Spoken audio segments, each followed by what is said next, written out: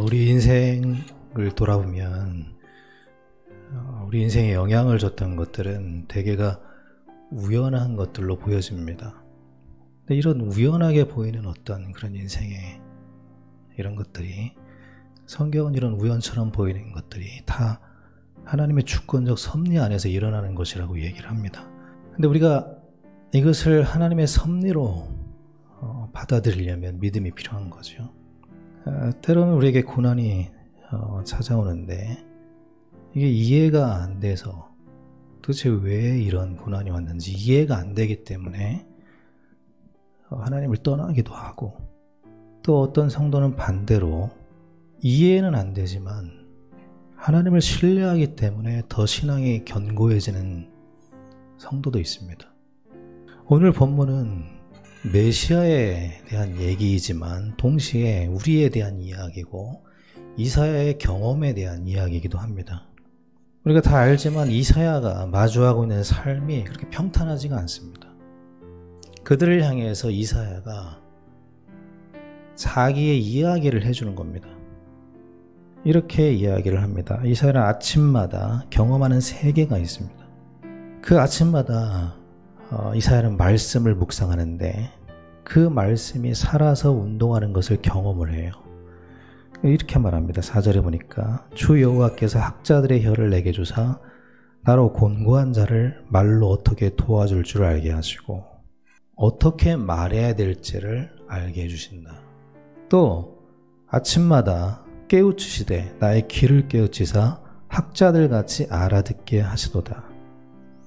어떻게 살아야 될지가 명확해진다는 얘기입니다. 그러니까 이사야는 아침마다 성경 말씀을 묵상을 하는데 그 말씀을 묵상할 때마다 뭐를 말해야 되며 어떻게 살아야 될지가 명확해진다는 겁니다. 이사야의 삶은 절망스러운 일이 되게 많습니다. 하루에도 여러 번 멈추고 싶어요. 자기가 하는 이 사역을 멈추고 싶고 또 떠나고 싶은 그런 마음이 듭니다.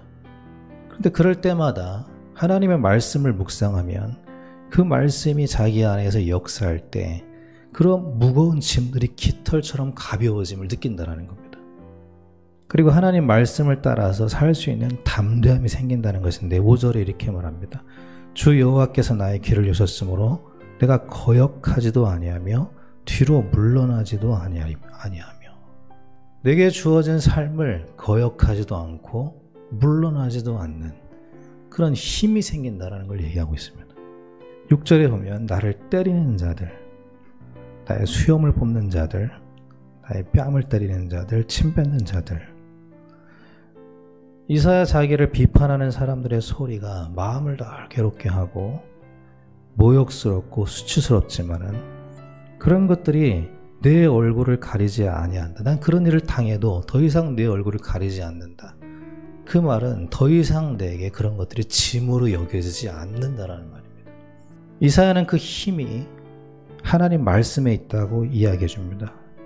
그래서 이사야는 아침에 일어나면 시작이잖아요. 아침은 하루를 시작하는 시간이잖아요. 뭔가를 시작할 때 이사야는 말씀을 묵상함으로 시작한다는 거예요. 하나님 말씀을 듣는 것으로 시작한다는 겁니다. 모든 사람의 말은 의견에 불과해요. 그러나 하나님 말씀은 의견이 아니라 우리가 듣고 순종해야 되는 진리라는 겁니다. 이것을 믿는 게 성도고요. 매사에 하나님을 생각하자. 매사에 하나님을 인정하자.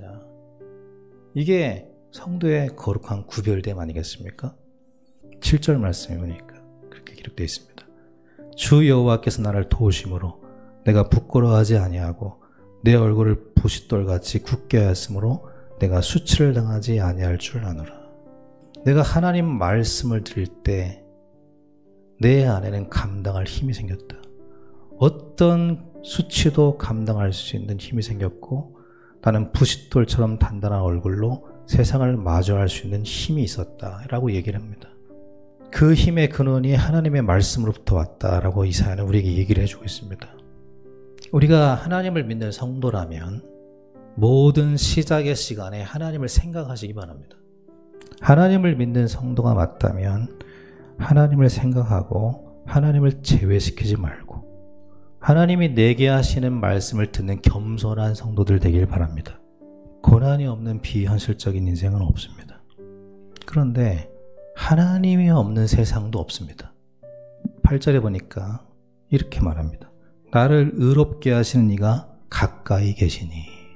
고난이 없는 세상도 없지만, 고난이 없는 현실도 없지만 하나님이 없는 세상도 없다. 하나님은 나와 항상 가까이 계신다.